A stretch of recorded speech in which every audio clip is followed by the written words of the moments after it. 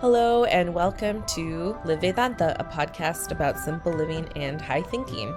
Our true thoughts, feelings, and actions shine through the most when we are alone. True quietude is when we are able to enjoy the stillness of our minds and aren't stirred by constant thoughts.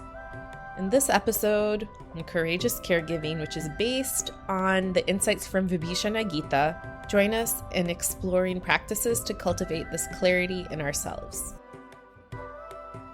Hari Om, and greetings from Niagara Falls. I've begun teaching the Yoga Sutras in meaningful mornings. And when we got into the first sutra proper and the forthcoming ones, before I teach, I ask everyone to smile. Then I ask everyone to relax the body, enjoy the breath, and chant with the mind. Now, I know a lot of you joined, live recorded. I see you.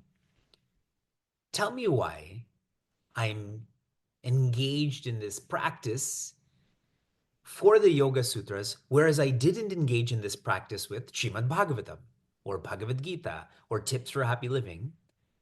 Why am I making this our practice for the Yoga Sutras? Please share in the chat why we engage in smile, relax, enjoy, chant.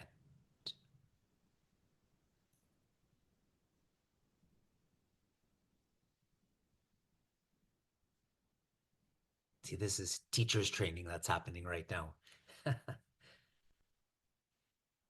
We're sharing psychology. For this to be an immersive experience, yes. This is more for karma and bhakti. Yes. For all of you who are learning about the Upanishad, learning about contemplation, the smile is for your lifestyle. The relax is for the body. The enjoy is for the breath. The chant is for the mind. When all of these are more ready, then we can use the intellect to inquire. But if our lifestyle and equipments are not ready, the Yoga Sutras are trying to teach us to inquire, to yoke with the self. But if we're not ready, we won't do that. Now, how I'm connecting this to parenting culture, a synonym to parenting is implementing. Do you agree? What are parents doing? They're implementing this and implementing that. They have this calendar at home, and then they're carpooling and they're planning this.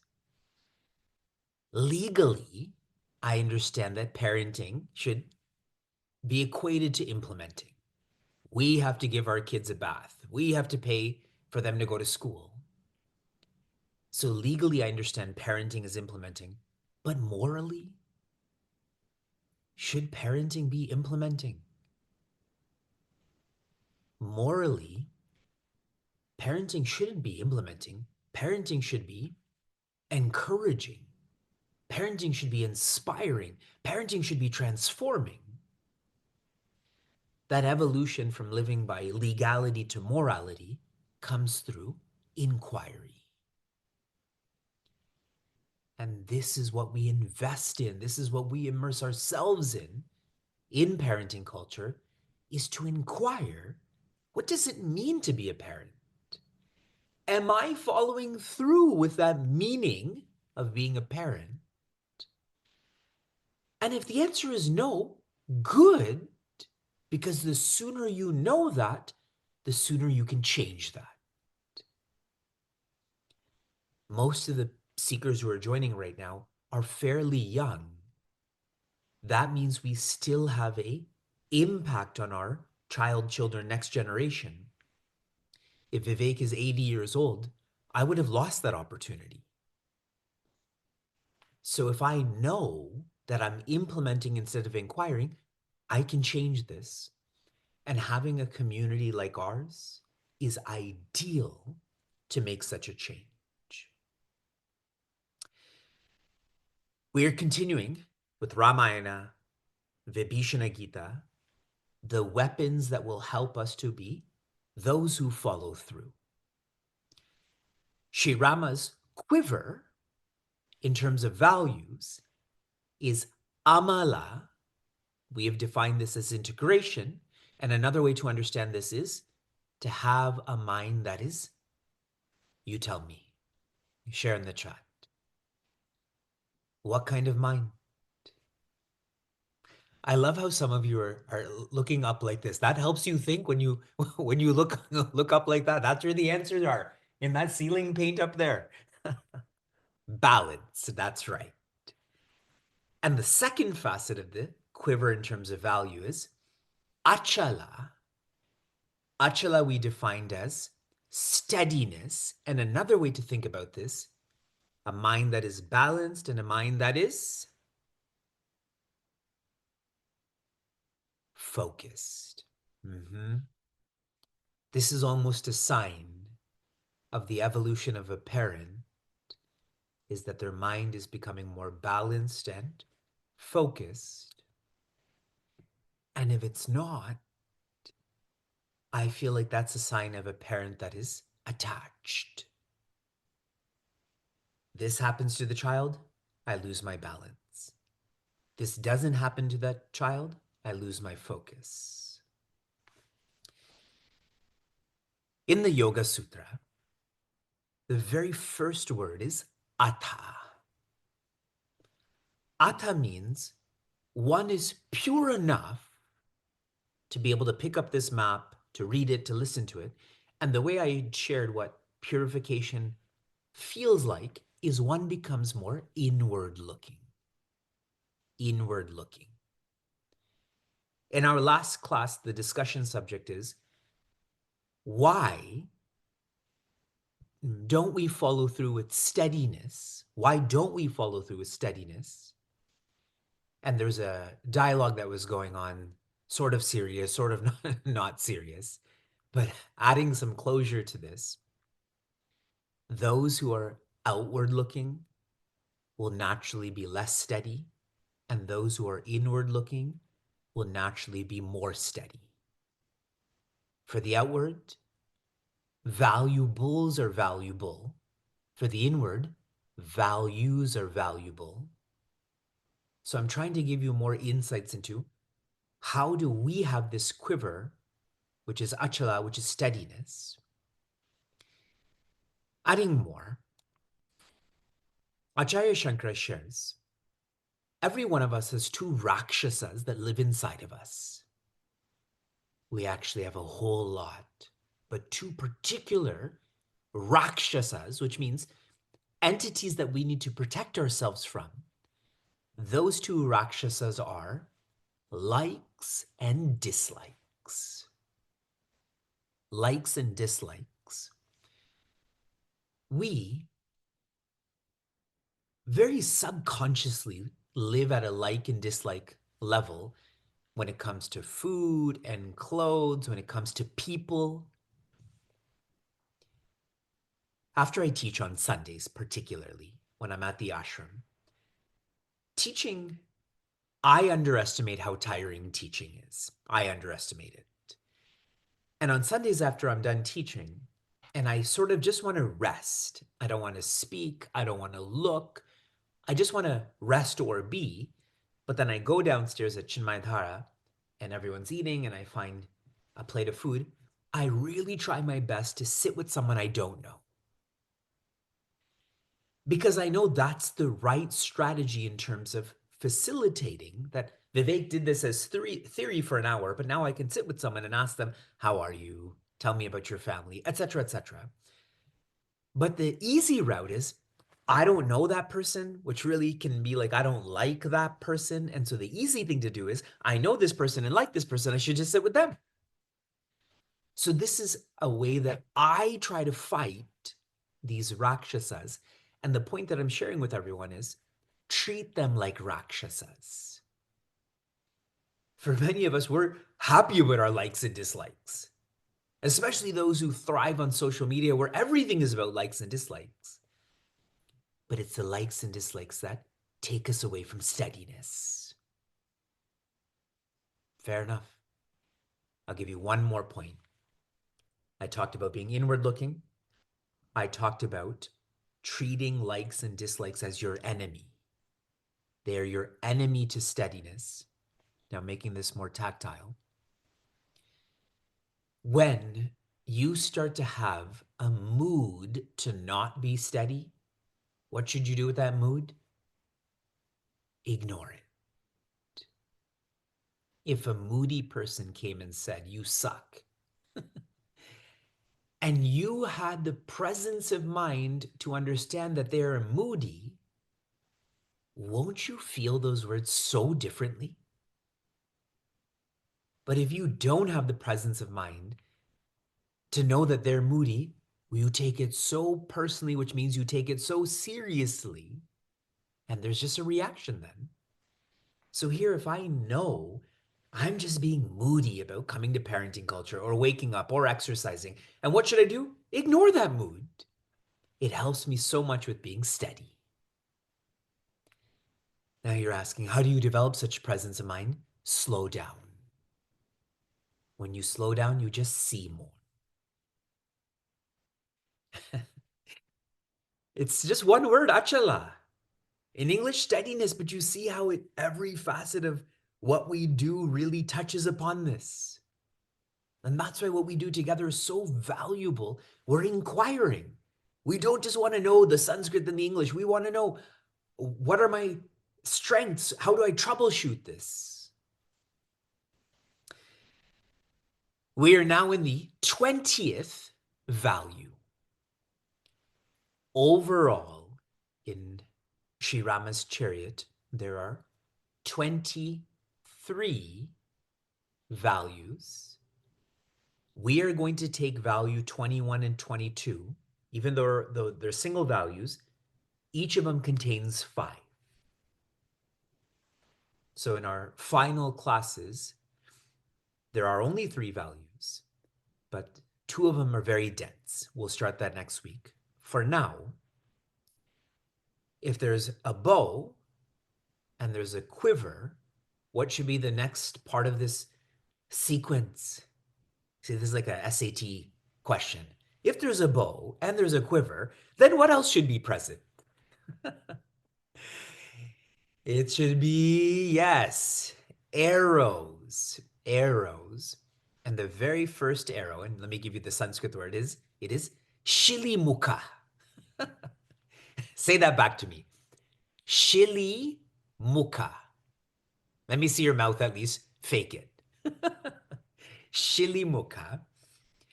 The first one is Shama. Shama. Shama, which in English means quietude. Quietude. I want you to visualize someone who you feel has a quiet inner world. No, that's hard. We don't know anyone with a quiet inner world. I want you to visualize you being with someone who has a quiet inner world. And now I want you to visualize you asking them to analyze whether you have a quiet inner world. So imagine I'm sitting with Puja Swami Tejamayana and I ask him, Guruji, do you think I have a quiet inner world? And right out me asking it, I know he's going to say no, but don't take it in such a rigorous way, okay?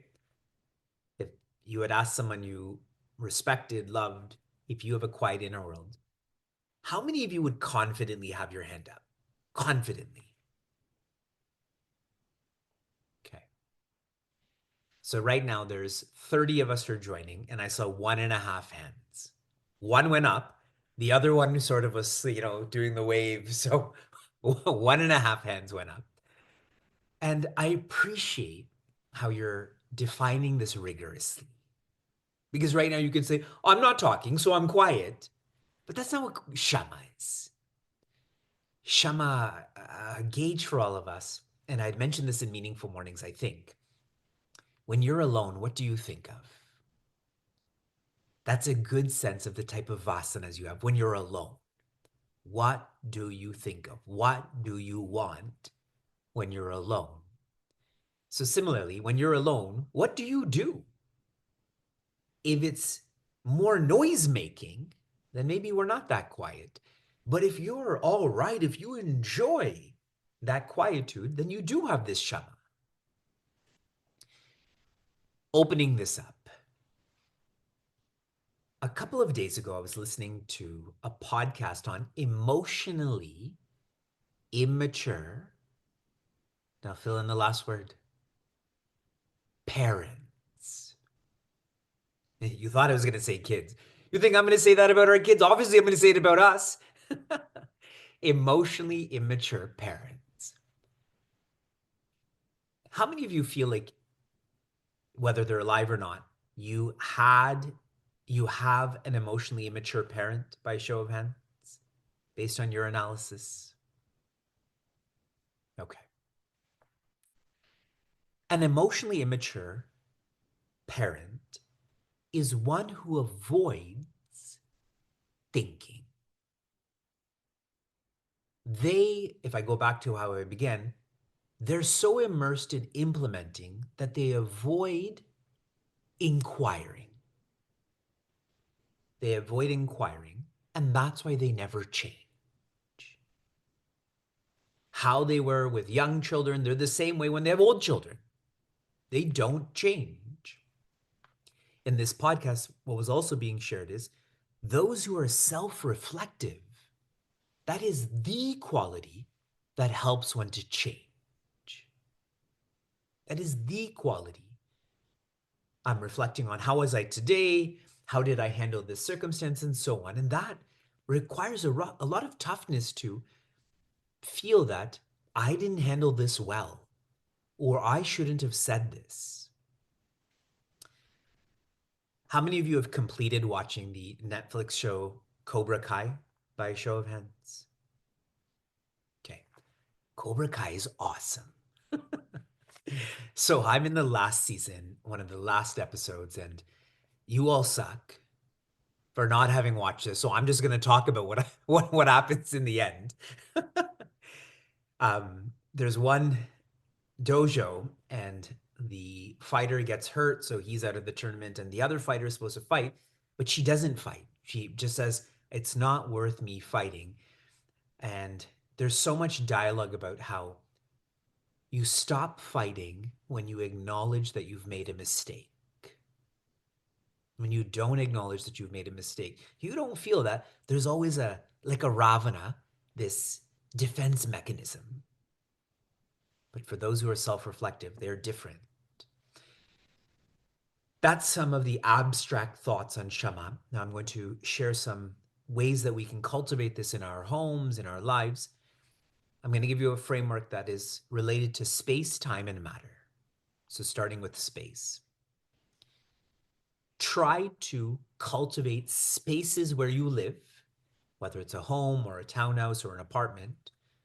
And these spaces are clean, simple, and inspiring. Clean, simple, inspiring. When you're in such a space, since externally it's more quiet, you feel like being quiet too. At a recent concert I had gone to, nobody around me was a fan. But once the band started and Vivek stood up and Vivek started to sing, then some of the people beside me, they're like, oh, he's standing up. We should stand up too. He's singing, so we should hum. And my point is, our external environment does affect us. To have some spaces that are clean, simple, inspiring. In our home, we have sort of a living space here and a living space there. And I was trying to share with my co-negotiator that this should be the clean, simple, inspiring space. That should be the dirty, complex, overwhelming space. And it is, there's Lego everywhere. There's Nerf bullets everywhere. There's food everywhere. Right? You don't want to be quiet here. When you come here, you do want to be quiet. Then in regards to time, try to have periods of time of your home life that are QT, which means it is quiet time. just like, our kids go to Taekwondo. So in Taekwondo, 15 minutes before the class, they get to do whatever they want. Then when class starts, they do stretching. Like that. There's a specific time you stretch. For those who play soccer, there's injury time and so on. Really, and I'm saying use these two letters, QT. It is quiet time. Quiet time at home. Maybe there's quiet time in a car. The first 5 minutes of a car ride is quiet time. Ideally, this should be in the AM before things get noisy. Okay? Space, clean, simple, inspiring. Time, quiet time. Now, in terms of matter, and I'm just going to introduce it this week. Next week, I'm going to elaborate on this. Our mind either has thoughts or thinking.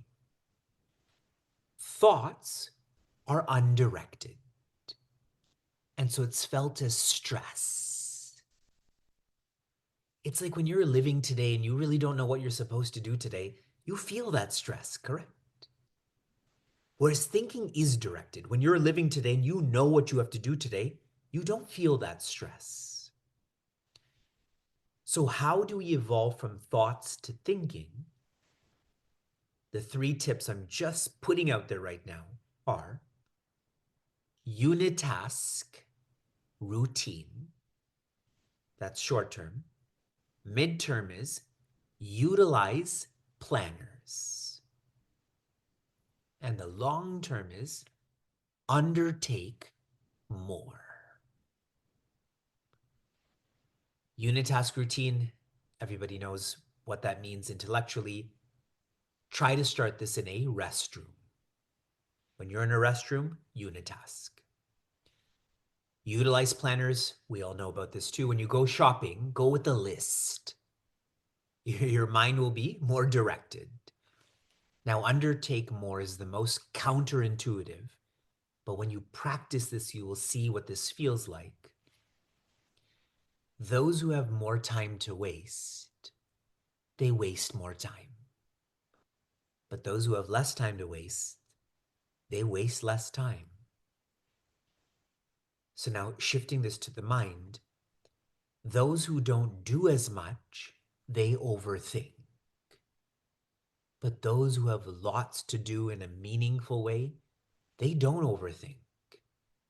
They process, they act, they compartmentalize, they move forward. They process, they act, they compartmentalize, move forward. Undertake more. Awesome. Parenting culture is awesome. I'm so happy that we got connected to Vibhishana Gita for us to have the right role model, to know what our best parenting can look like.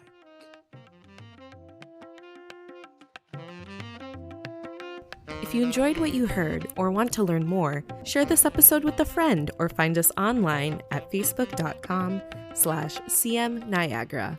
For those on the journey of self-development, Chinmaya Mission Niagara provides a community forum for seekers to listen, reflect, and contemplate. This podcast is produced by the young adults of Chinmaya Mission, an international nonprofit working to transform individuals through the knowledge of Vedanta. Until next time, inspire, love, be.